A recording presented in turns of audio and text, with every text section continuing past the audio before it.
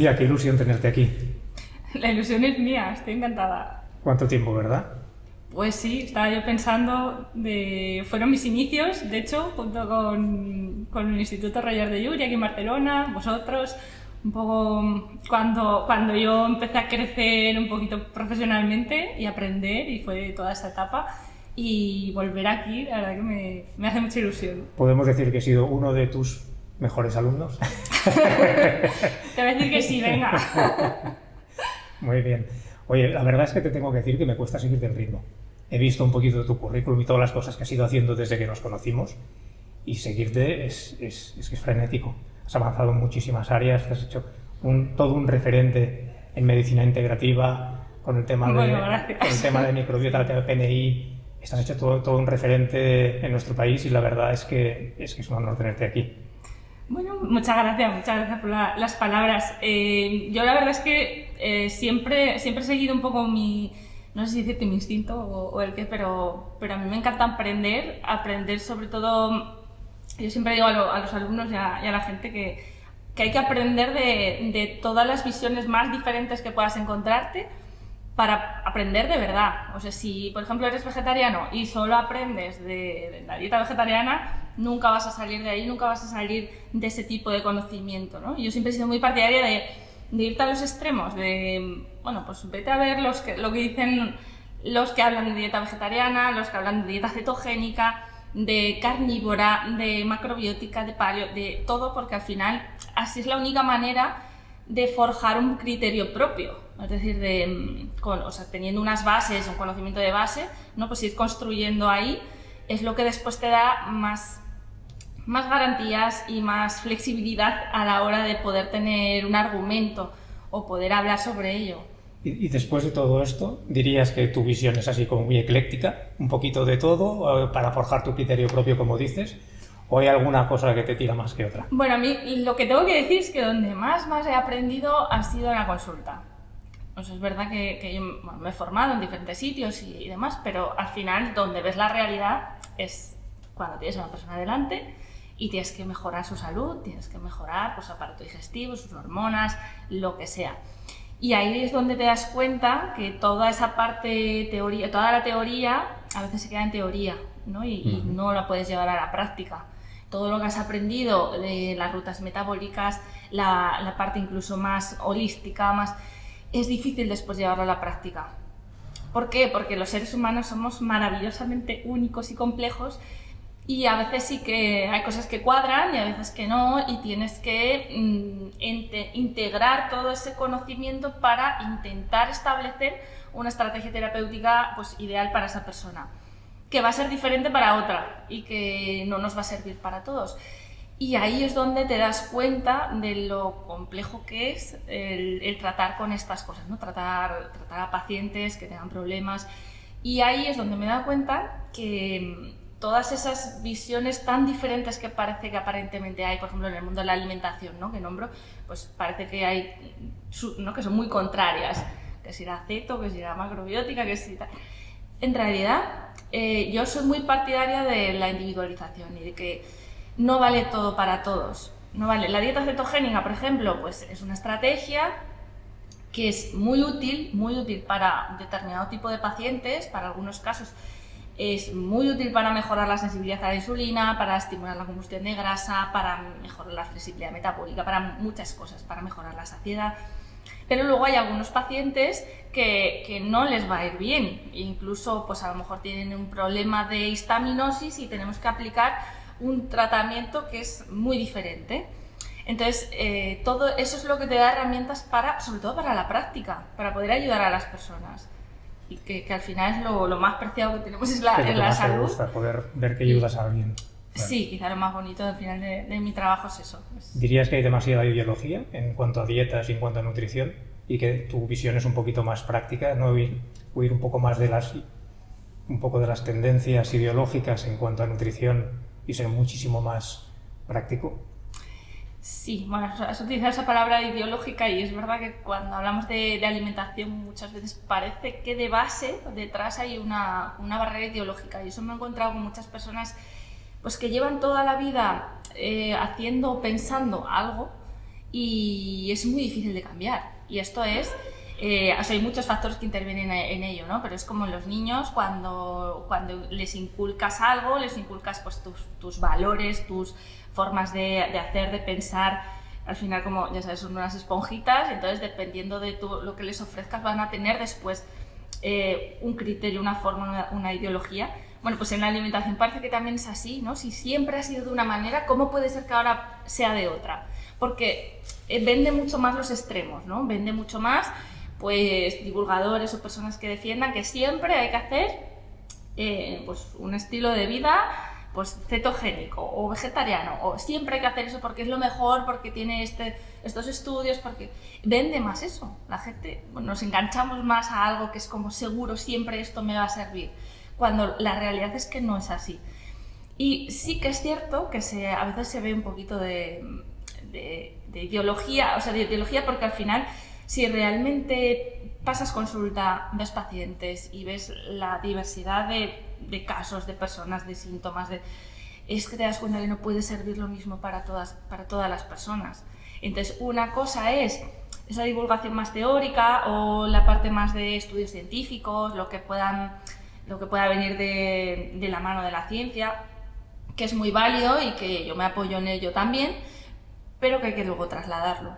¿Y qué haces cuando te encuentres un paciente o una paciente con esa rigidez o con esas creencias tan profundas que cuesta modificar? Los pacientes no es el problema, es decir, el paciente normalmente está abierto el paciente normalmente está mal, tiene algunos problemas de salud. Nosotros, por ejemplo, trabajamos sobre todo el tema digestivo, de trastornos de este tipo, y suelen ser pacientes pues que ya están pues cansados, agotados. Pero están más dispuestos a... Sí, entonces al final cuando le haces ya un poquito toda esa valoración, esa explicación de mira, para tu caso particular, pues a lo mejor este tipo de alimentación no es el más idóneo, ¿no? Y tenemos que establecer un tratamiento para ir mejorando tolerancia. Ahí yo no suelo ver barreras. La verdad que los pacientes suelen venir bastante abiertos de mente. Es más, por ejemplo, en alumnos, cuando doy clases o bueno, gente más fuera de lo que es la consulta. Yo te quería preguntar, cuando tengo un trastorno digestivo que se manifiesta en mi órgano digestivo, en tu barriga. En mi barriga, es como muy evidente, es como muy fácil, y si se prolonga en el tiempo, yo sé que tengo un problema digestivo, entonces me voy a buscar soluciones, y si no las encuentro, pues busco alternativas, y si no, voy informándome. Pero hay muchas veces que hay trastornos digestivos que no se manifiestan necesariamente en el estómago o en el esófago o en los intestinos. Se puede manifestar en las emociones, se puede manifestar en otros lugares. ¿Cómo podemos ayudar a la gente a entender que también podemos buscar ayuda en la nutrición y en las dietas y en gente como tú que eres experta en esto, cuando no necesariamente los síntomas son tan evidentes? Bueno, aquí varias cosas. Una es que hay muchas personas que normalizan síntomas. Hay muchas personas que eso, bueno, gracias a la divulgación y demás, pues un poquito cada vez vamos saliendo más de ahí, pero hay muchas personas que viven con la barriga hinchada de toda la vida, es que toda la vida he tenido la barriga hinchada. El otro día tuve un paciente que llevaba 15 años haciendo unas heces blandas, pero como había ido a médicos, había hecho pruebas y todo estaba bien, aparentemente no hay nada grave, no hay nada, pues no tienes nada, no pasa nada, pues a seguir. Y se normalizan cosas que no son normales. Y cuando hablamos de una digestión normal, porque tú dices, no tengo síntomas, no hay síntomas digestivos. Una digestión normal es la que no te enteras que haces la digestión. Es decir, no es solo tienes gases o tienes diarrea, no. Es que no te enteres, que no tengas hinchazón, que no tengas molestia, que no tengas eructos, ardor, que no se te hinche la barriga después de comer, que las heces sean compactas, que floten, Es decir, que hay muchas particularidades y hay muchas personas arrastrando y normalizando síntomas que no son normales y que puede ser señal de que algo no va bien en el intestino, que la microbiota intestinal esté alterada. Y entonces ahí sí que podemos empezar a hablar de toda esa alteración de la microbiota intestinal y cómo afecta a todo el organismo. Es cierto que a veces esas alteraciones pueden ser poco visibles o poco evidentes, pero normalmente si indagas... ¿Nos escuchamos bien? Sí, sobre todo esa observación, y eso lo explicamos mucho a los pacientes, que hay muchas personas que igual le pregunto, ¿tú cómo vas al baño? ¿Cómo son las heces? Pues no sé, pues no me he fijado. Claro, pero es que cuando a veces toda la vida he sido así, es que no te planteas que eso pueda Eso ser es. distinto. Y más, si has ido al médico y el médico te ha dicho que no te pasa nada, pues claro, no me pasa nada. Entonces, hay que empezar a no normalizar todos esos síntomas. Y hay que empezar, y bueno, como tú comentabas, hay muchos trastornos extradigestivos que tienen mucho que ver en el intestino. El intestino es el foco, es el epicentro de la salud. Ya lo decía Hipócrates, ya lo decían todas las medicinas antiguas. El tubo digestivo, el aparato digestivo en general, es muchas veces el causante de muchas patologías y muchos síntomas. Por ejemplo, problemas de la piel, migrañas, mucosidades crónicas, problemas de depresión, de ansiedad, muchas veces tienen que ver con lo que está pasando aquí, lo que está pasando en el intestino. Por eso insistimos tanto y por eso es el eje fundamental que tenemos que empezar a trabajar, a tratar ante cualquier patología. Y también de forma viceversa, es decir, hablando de la parte más emocional y de estado de ánimo, un problema de un estrés crónico, no sé si tú tendrás algo de eso, pero yo lo dejo ahí. Un problema de estrés crónico evidentemente va a afectar al tubo digestivo. Si ya tienes un día un estrés agudo, que te ha pasado algo, que estás muy... Y normalmente pues hay muchas veces o se te cierra el estómago, o tienes una diarrea, o tienes más molestias. Imagínate qué pasa si todos los días tienes ese pequeño estrés. Pues que al final tienes esos síntomas digestivos crónicos. ¿Dirías que en el campo de la microbiota es donde más se está avanzando en los últimos años? Es decir, se ha concentrado toda la investigación en ese campo. Nos queda mucho por descubrir, porque yo recuerdo hace 20 años se hablaba poquísimo de la microbiota. Se hablaba de la flora intestinal, La flora, sí. como mucho, y se hablaba de inflamaciones, de enfermedades concretas que estaban diagnosticadas, pero no como se está hablando hoy de, por supuesto, prebióticos, probióticos, posbióticos, metabolitos y todas estas cuestiones que están suscitando muchísimo interés. En los últimos años se ha estudiado muchísimo, o sea, ha habido un boom de estudio de la microbiota, empezando por, hay proyectos a nivel mundial con mucho dinero que están estudiando muy a fondo.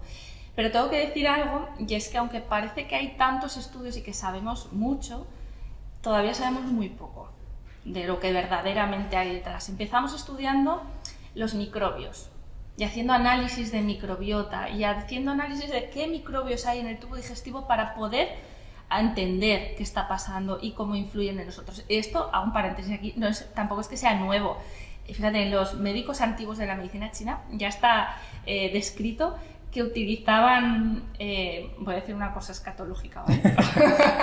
Adelante.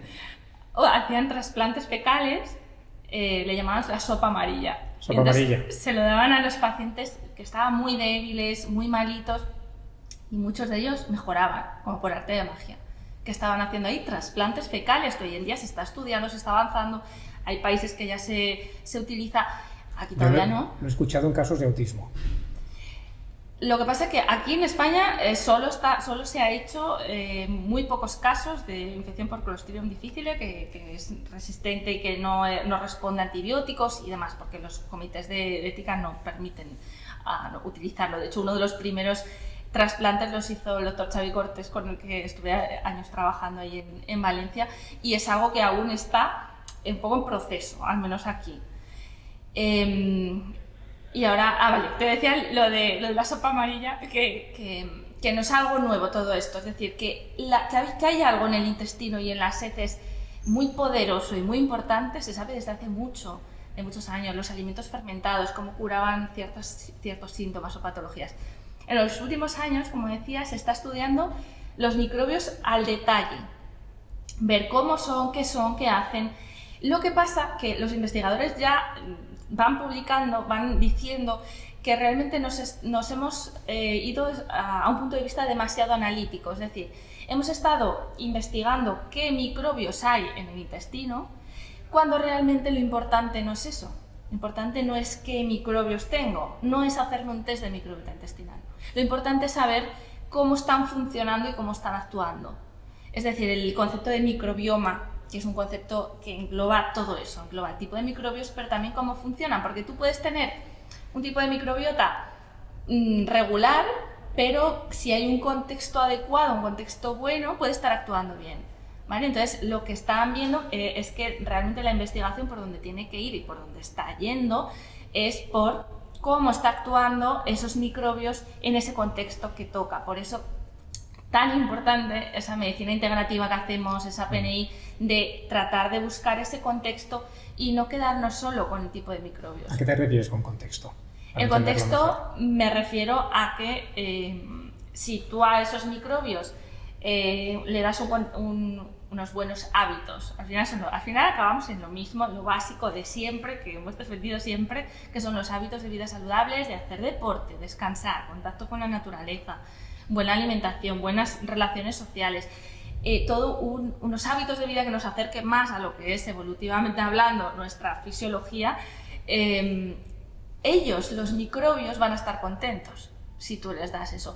Y esto también, este concepto nos ayuda a entender que una estrategia terapéutica para, por ejemplo, si tienes un problema digestivo, si en realidad el problema fuera que no tienes los microbios que tocan el intestino, pues te tomas unos probióticos y ya está. Cuando esto no es así de sencillo. Ojalá fuera así de fácil. Realmente hay que hacer un trabajo mucho más amplio, hacer muchos cambios, no hacer otras cosas. Es verdad que los trasplantes de heces que he nombrado aparecen como muy prometedores en todo esto, porque ahí no da solo una bacteria o un grupo de bacterias, andas todo un consorcio, una sinergia. El ecosistema. Eso, es un ecosistema que hay más probabilidades de que se adhieran a nuestra mucosa intestinal. ¿Cuándo podremos ir al ambulatorio o a nuestro centro de analíticas y que nos miren la microbiota? Porque si te quieres analizar tu microbiota, hoy hay muy pocos lugares donde puedas hacerlo, ¿no? No, hoy en día ya tenemos bastantes sitios donde tú puedes ir y hacerte un análisis de microbiota fecal. Eso hay varios laboratorios en España, llevan unos años funcionando, utilizando, pero estamos haciendo una fotografía de lo que hay en las heces, además, no dentro del intestino, en las heces. Y es una fotografía que, como decía, puede quedarse floja porque no es un vídeo de lo que está ocurriendo, es una foto. Entonces ahí nos perdemos mucha información y luego también hay las técnicas que se utilizan también son muy importantes, hay PCR. Las técnicas PCR, que nos suena mucho ya desde el COVID, que son, tú vas a identificar un microbio, ¿no? determinado, pues la Akkermansia mucinifila, pues tú haces una analítica y valoras cómo es esa Akkermansia. Pero realmente hay tantos microbios que muchos de ellos desconocemos que es difícil que en una analítica de microbiota por PCR tener una idea general de verdad de todo lo que hay dentro. Entonces, por eso digo que todavía estamos en pañales en ese sentido. Claro, estamos muy empezando, tampoco sabemos si hay compatibilidades, incompatibilidades, si hay temas genéticos y mi hermano será mejor su... La genética también es importante, de hecho la genética que tú tengas también hace que se adhieran determinados microbios a tu mucosa. Por tanto, si algún día necesitas un donante, igual es mejor que sea un familiar, ¿no? Si necesitas un donante de heces. Sí, normalmente los trasplantes de heces se intentan hacer con un niño, idealmente un bebé o un niño de la misma familia. Pues si tienes un sobrino o tienes alguien de la misma familia de sangre, pues que pueda ser ese donante, pero tiene que ser... Fíjate, el problema de los trasplantes de heces es que hay cosas que no sabemos qué estamos dando a esa persona. O sea, para que nos hagamos una idea, ¿vale? En los trasplantes de heces se cogen heces de niños normalmente, de niños sanos que hayan nacido por parto natural, todo natural. Hay dos formas de hacerlo, se encapsulan y se toman, y otra es hacerlo por vía rectal, directamente en una colonoscopia y se colocan ahí. El problema es que, claro, los comités de ética no dejan avanzar en eso porque, claro, imagínate, estás tomando una cápsula de heces de un bebé, de un niño, que tú no conoces todos los microbios que hay ahí, no sabes lo que estás dando. Entonces... Habría que analizar primero las heces del niño. Claro, pero como ahí no se conocen, no están descritos todos los microbios que tenemos... Es un campo maravilloso por explorar, es decir, hay tanto por avanzar aquí en este campo. Por eso te digo, pero yo creo que hay que ser muy precavido a la hora de exponerlo, divulgar y demás, porque a veces da la impresión de que la microbiota es una panacea y que con esto ya... Y hay todavía hay muchísimo. Esto es como acabamos de empezar y bueno, pues veremos. Por eso nosotros cuando trabajamos a nivel de microbiota, de intestino y demás, nos vamos a cosas...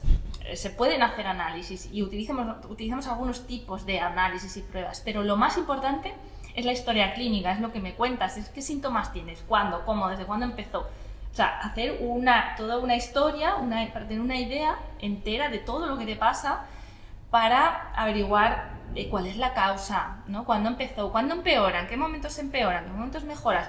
Todo eso nos da muchísima información, más que un análisis de microbiota, que son muy caros además. Entonces hay que valorar qué es lo que vamos a poder hacer con esos test o no, ¿no? ¿Y qué es el SIBO? ¿Qué es el SIBO? El SIBO, mira, son las siglas en inglés de sobrecrecimiento bacteriano en el intestino delgado, aunque realmente con los años ha pasado a ser un concepto que nos lleva a hablar de una disbiosis del intestino delgado. Es decir, microbios hay en todas partes, sabes que absolutamente todo está recubierto de microbios, y en todo nuestro tubo digestivo también. Lo que pasa es que en el estómago hay menos, en el intestino delgado hay un poquito más, y en el colon es donde está la gran colonización. Entonces, en determinadas circunstancias, ese intestino delgado, que es donde ocurre la digestión y absorción de nutrientes, donde hacemos la digestión, ahí a veces sobrecrecen microbios que no deberían de estar ahí y que producen muchos gases y que producen muchas molestias, y además, como es donde hacemos la digestión, produce también muchas intolerancias alimentarias. Y ahí reside la causa de muchas de las intolerancias alimentarias, que hay veces que se diagnostican estas intolerancias y te dicen, me han dicho que soy intolerante a la fructosa, y te han dado una hoja de alimentos bajos en fructosa y te han enviado para casa.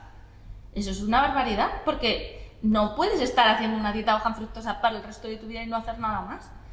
Esa intolerancia a la fructosa es debido a algo. En el intestino delgado está pasando algo que no te deja tolerar bien esa fructosa. A veces es un SIBO, muchas veces es un SIBO. ¿Cómo de común es el SIBO? ¿Cómo de común? Sí. El síndrome de intestino irritable lo conocemos todos más, porque es como llevamos muchos más años hablando de ello. Bueno, pues la mayoría de síndromes de intestino irritable en realidad son SIBO.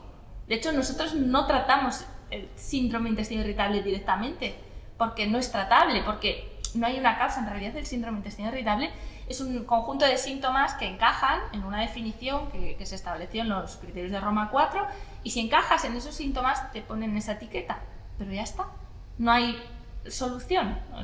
Como mucho te dicen es de los nervios, vete para casa, o vete a un psicólogo, Bueno, el psicólogo es muy importante. Aunque sea síndrome de intestino irritable, aunque sea SIBO, pero nosotros trabajamos esto como una disbiosis del intestino. ¿Cómo? Pues buscando las causas que lo produjeron, cambiando ese contexto del que hablábamos antes, intentando averiguar qué tipo de disbiosis hay ahí, ¿no? Que lo importante es saber cómo es esa disbiosis, qué tipo de patógeno hay. Hay arqueas, hay cándida patógena, hay bacterias reductoras de sulfatos. ¿Qué pasa? ¿Qué hay para poder tratar ese paciente, esa disbiosis? Por eso digo que nosotros no tratamos directamente el síndrome de intestino irritable, ¿no? Lo tratamos como una disbiosis, como una alteración del tubo digestivo. ¿Y suele dar buenos resultados? Bueno, sí, la verdad es que... Voy a decir algo. Es verdad que los trastornos digestivos a veces hay que tener paciencia, ¿no? A los pacientes, y es algo que siempre explicamos en el equipo, que sobre todo cuando llevas arrastrando problemas digestivos desde la infancia, una persona que te dice, no, yo es que desde pequeña pues me dolía la barriga, no toleraba bien alimentos, a veces vomitaba. Bueno, pues si ahora tienes 40 años y llevas toda la vida arrastrando esos problemas, no podemos pretender en 2 meses tener esto solucionado. Ojalá, hay casos que sí que son muy rápidos, pero estos casos que se arrastran de tanto tiempo, hay que tener paciencia, porque hay que empezar a modificar esa microbiota intestinal que está tan adherida a la mucosa que va a costar más. Paciencia y voluntad, me imagino. Paciencia y voluntad, sí, de hacer cambios, y sobre todo no esperar una pastilla mágica. Es decir, un SIBO no se va a curar con un probiótico, una hinchazón abdominal no se va a curar con un probiótico, ¿no? Que muchas veces caemos en ese querer la pastilla mágica, y nosotros no damos pastillas. Con pastilla mágica no hay reeducación alimentaria, ¿no? Creo que la reeducación alimentaria forma parte del proceso. Claro, ni reeducación alimentaria, pero yo iría más allá, porque muchas veces, si nos centramos solo en la comida, nosotros nos vienen muchos pacientes que ya comen bien. Bueno, hábitos de todo tipo. Claro, pero la alimentación dedicas todo tu esfuerzo, es maravilloso, Pero claro, ¿dónde está ese equilibrio emocional? ¿Dónde está? ¿Haces deporte? ¿Te escapas a la naturaleza de vez en cuando? ¿Tienes un buen contexto social o tienes buenas relaciones? ¿Descansas bien? O sea, todo eso es fundamental para la microbiota. De hecho, nos define, hay muchos investigadores que nos definen a los humanos como seres holobiontes, que somos seres que vivimos con microbios y somos inseparables. No deberíamos separar qué le va bien a la microbiota y qué le va bien a tus células. En realidad, todo lo que le va bien a tus células, a ti, le va bien a los microbios. El estrés, por ejemplo, los niveles de cortisol alto, todo el día, niveles de cortisol alto, un día y otro, es un factor que agrava una disbiosis y puede generar una disbiosis y puede generar una hiperpermeabilidad intestinal. Solo el hecho de estar estresado, vivir con estrés.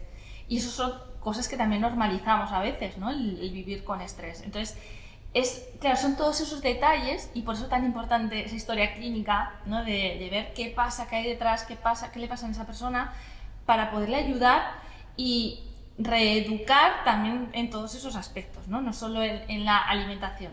Por eso digo que no podemos esperar una pastilla mágica. Sí que nosotros pues, damos suplementos y damos ayudas, pero hay que hacer otras cosas. Pastilla mágica no, pero esperanza sí. Esperanza sí, y hay posibilidad. Nosotros tenemos muchos pacientes en el equipo con SIBO y otros tipos de trastornos y la verdad que los resultados son buenos. Tengo que decir que hay pacientes que son muy rápidos y son como, ostras, que me has cambiado la vida, y otros que ese cambio es más lento, pero yo siempre digo que hay que tener una dirección y una ruta de trabajo, es decir, tenemos identificado qué te pasa, vamos a generar establecer una estrategia terapéutica para ir llegando allí. Habrá días que te encontrarás peor, mejor, pero tienes que verlo en vista de pájaro. Es decir, ¿estás mejor que hace un año? Sí, claro, estoy mucho mejor. Pues entonces estamos avanzando mucho, ¿no? Me pasaría horas escuchándote. Esto me parece fascinante. Se nos acaba el tiempo. Solo quería hacerte una última pregunta para finalizar la charla y los tóxicos qué. ¿Cómo influyen los tóxicos? ¿Cómo podemos librarnos de los tóxicos? En todo este conjunto de factores que ya me queda claro que no solo la alimentación, buenos hábitos que tienen que ver con relaciones sociales, importantísimo, con el descanso, con todo lo que estás diciendo, con el estrés. ¿Qué papel tienen los tóxicos? Los tóxicos, fíjate que es otro de los factores que alteran la microbiota intestinal, que alteran la permeabilidad del intestino, que alteran nuestras mucosas. Los tóxicos, tenemos un problema con los tóxicos que tú bien sabes, que como son invisibles y no los vemos, pues es más difícil de concienciar a las personas, ¿no? De que no solo es lo que comes, sino los tóxicos que hay, no solo es donde estás, que respires y salgas a la calle, sino que estés en un lugar sin tóxicos. Hay otro tipo de tóxicos del que estamos también trabajando mucho últimamente, que son las micotoxinas, que son tóxicos derivados de hongos, los mohos tanto en alimentos como en las casas, los mohos que salen en las paredes y demás. Todo eso también nos influye de manera muy, muy importante. Entonces, al final hay un combo de tóxicos que en toda esa reeducación que tenemos que ir haciendo y de pequeños cambios que tenemos que ir haciendo, pues yo siempre digo, tenemos que tratar de reducir la carga tóxica. Eliminar y no tener ningún tóxico va a ser muy difícil si queremos seguir viviendo en ciudades y tener un mínimo. Pero bueno, reducir la carga tóxica, sobre todo, si tenemos problemas digestivos y tenemos problemas también en detoxificación en el hígado, que muchas veces va relacionado, pues claro, pues necesitamos darle menos trabajo al hígado, al cuerpo, en toda esa capacidad de detoxificar. Tenemos también los metales pesados, o sea, realmente el mundo de tóxicos es un mundo que, como decía, no es visible, no es fácil de que la gente lo entienda bien, el impacto que puede haber en nuestro cuerpo. Por suerte ya empiezan a haber algunas pruebas y análisis como más concretos para que seamos más conscientes realmente de toda esa carga tóxica y podamos tener como, más voluntad o hacerlo con más firmeza, ¿no? Ese cambio que tenemos que ir haciendo poquito a poco. Lucía, muchísimas gracias. Sigue, que yo te seguiré. Muchas gracias a ti, Silvio.